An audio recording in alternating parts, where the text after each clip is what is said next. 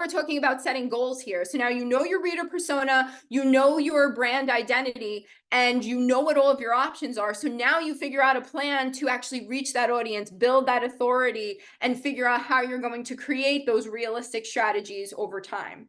So here's what I want you to consider in terms of action steps. So what do you want, which is your goals, and how will you get it, which is your strategy and plan. So what are your objectives? What do you actually want? I do not want you to define goals based on numbers. I want 100 subscribers by the end of July. I want 50 followers on social media. No. If you're going to do a number goal, I'd rather it be, I want to commit to posting 3 times a week on social media for the next 3 months, full stop. That's my only goal. I don't care. Let the data tell you what the numbers are doing. Let your analytics tell you what your numbers are doing. Don't set goals based on numbers. It's totally irrelevant. It is not going to help you. And it's just going to lead you to burnout and self-doubt and think you're the worst when you make a post that only has 4 likes, when we all know it literally means nothing. You're still great and incredible. Maybe people just didn't see it. It's not that big of a deal. So I don't want you to consider numbers. I want you to consider connections. So you have your goals, what you want, how will you get it? So your strategy. So that's how you're going to stand out, the messaging that you're going to use, the platforms that you're going to use to do it on. And once again, you don't need a lot of platforms. What you need to do is figure out where you're going to go all in.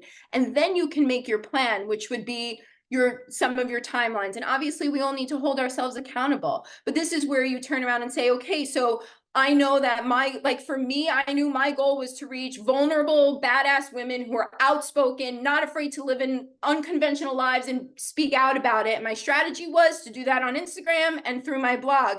And my plan was to post a blog every other week. And I was making sure that I was posting at least 3 pieces of content per week on Instagram. And they were very well tailored based on the conversations I was having with my audience about the conversations I knew they wanted to have and that they would engage with.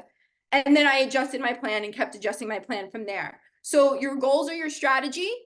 I mean, your goal setting is your destination and your strategy is your roadmap. So once again, I want you to think of this short-term and long-term goals, because you want to be in this for the long haul. You want to sustain this for as long as you possibly can. So 3-month goal, see how that goes. Then you could say this 3-month goal is going to lead me to this bigger picture 1-year goal. But I want you to dig deep. If you want to sell 1 million copies of a book, do not limit yourself in adding that into your plans. But selling 1 million copies of the book, I mean, the first person I think of, actually, I don't know why this just came to my head, was Lady Gaga. So Lady Gaga is a multi-millionaire selling all these copies, who started out in dive bars in New York City with 15 people watching her. Don't underestimate that is part of the process. You might not be able to nurture 50 million people when you get there, and you will get there. But right now, you can't forget that this community matters and how important it is. So if you want to be in this for the long haul, think short term and then think long term. Don't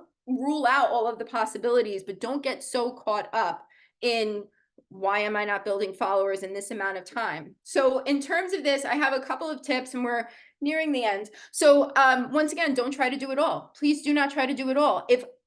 Even if I see, oh my gosh, like, and one thing that gets me is authors will be like, well, I'm using Instagram as my primary thing, but then all I have to do is like change the sizes, and then I could post it on Facebook and Twitter as well. And I have later as a scheduling platform, so that saves me a lot of time.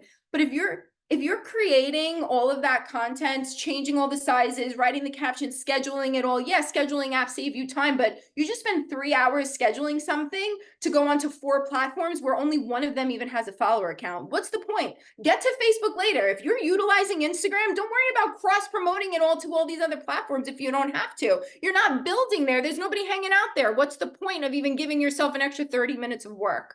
And like I said, build that website as your non-negotiable. Do not underestimate your website. If you need help with SEO, there are so many resources available to you. YouTube University is amazing. I don't know why I paid for 2 degrees. YouTube can teach you everything you need to know, aside from like anesthesia and surgery, although who knows, it's probably on there as well. But once again, dig deep, go deep to find your niche and to figure out who you are and your areas of interest. Like, don't underestimate this process. Think of this as a business. Now, it's an unpopular opinion to say that writing is business. I get that, but it is business, and you should take it seriously as such. If you were about to open up a storefront that you had $100,000 into, trust me, you're going to think a lot about who you are, how you're going to show up, and what your analytics are going to be. So don't underestimate that either. If Instagram is your platform, look at those analytics. Let those numbers tell you what you're doing over a period of time. Don't look at them in a month. Don't look at them in 2 months. Give it 3 months minimum before you check the data. Prove to yourself you could show up consistently. Why can't that be enough of a win? And then, like I said, prioritizing your SEO.